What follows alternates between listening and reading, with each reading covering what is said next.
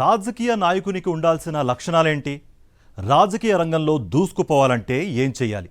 ఇలాంటి ప్రశ్నలకు ఇప్పటికే మన ముందు అనేక సమాధానాలున్నాయి. ప్రజల అభిమానం పొందాలని, వారి సమస్యల పరిష్కారంలో భాగం కావడం ద్వారా ప్రజాదరణ పొందాలని, చిత్తశుద్ధితో ప్రజా రాజకీయాలు చేయాలని అంటూ ఉంటారు. రాజ్యాంగ, ప్రజాస్వామ్య విలువల పట్ల అవగాహన ఉండాలని అంటూ ఉంటారు.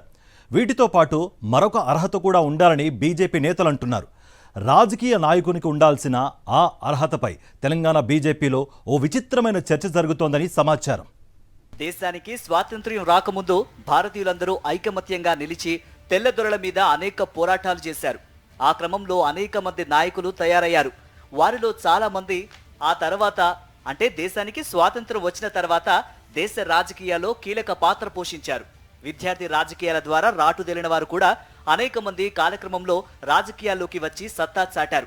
అలాగే ప్రజా ఉద్యమాల నుంచి పుట్టుకొచ్చిన నేతలు కూడా కాలక్రమంలో నాయకులయ్యారు.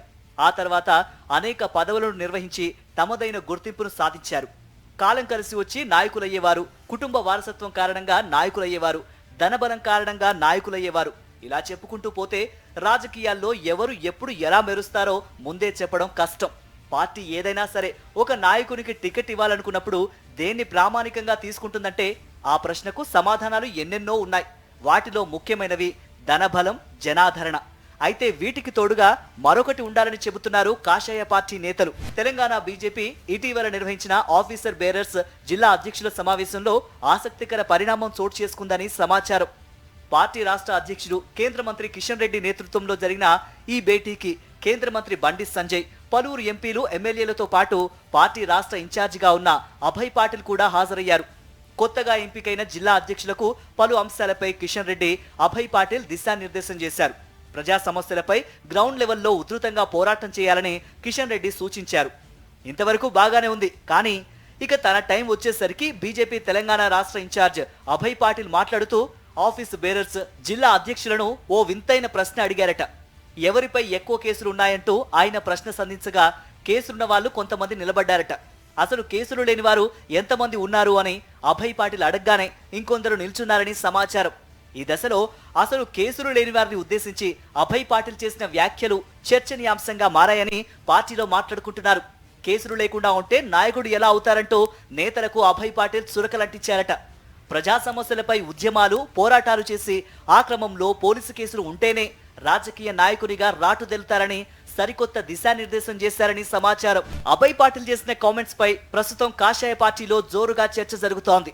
పార్టీ బలోపేతంలో భాగంగా ప్రజా ఉద్యమాలు గట్టిగా చేయాలని, కేసులు పెడతారని వెనక్కి తగ్గొద్దని జిల్లా అధ్యక్షులకు, నేతలకు ఆయన చేసిన దిశానిర్దేశంపై సరికొత్త చర్చ మొదలైందట. కేసులు లేకుంటే నాయకుడు అనేవాడు వేస్ట్ అంటూ అభయ్ పాటిల్ చేసిన కామెంట్స్ పై పార్టీలో తలో రకంగా మాట్లాడుకుంటున్నారట. మొత్తంగా లీడర్ అంటే కేసులు ఉండాల్సిందేనన్న అభయ్ పాటిల్ కామెంట్స్ కాస్త వైరల్ గా మారాయి. ప్రజా సమస్యలపై పోరాటం చేసి ఆ క్రమంలో సహజంగా జైళ్లకు వెళ్లడం, కేసుల బారిన పడడం ఓకే గానీ అదే పనిగా కేసులు పెట్టించుకోవడానికని ప్రత్యేకంగా అల్లరి చేస్తే అభాసు పాలవుతామని, అలా చేస్తేనే నాయకులవుతామని అనుకుంటే అది పొరపాటని పార్టీలో సీనియర్లు అభిప్రాయపడుతున్నట్టు సమాచారం. అధికారం కోసం, రాజకీయ ప్రయోజనాల కోసం రాజకీయ కక్ష సాధింపులు, కుట్రలు, కుతంత్రాలు చేసి కేసుల బారిన పడితే అది రాజకీయంగా మేలు కంటే కీడే ఎక్కువ చేస్తుందని, అది రాజకీయాల్లో బ్యాడ్ ట్రెండ్ అవుతుందని రాజకీయ విశ్లేషకులు భావిస్తున్నారు.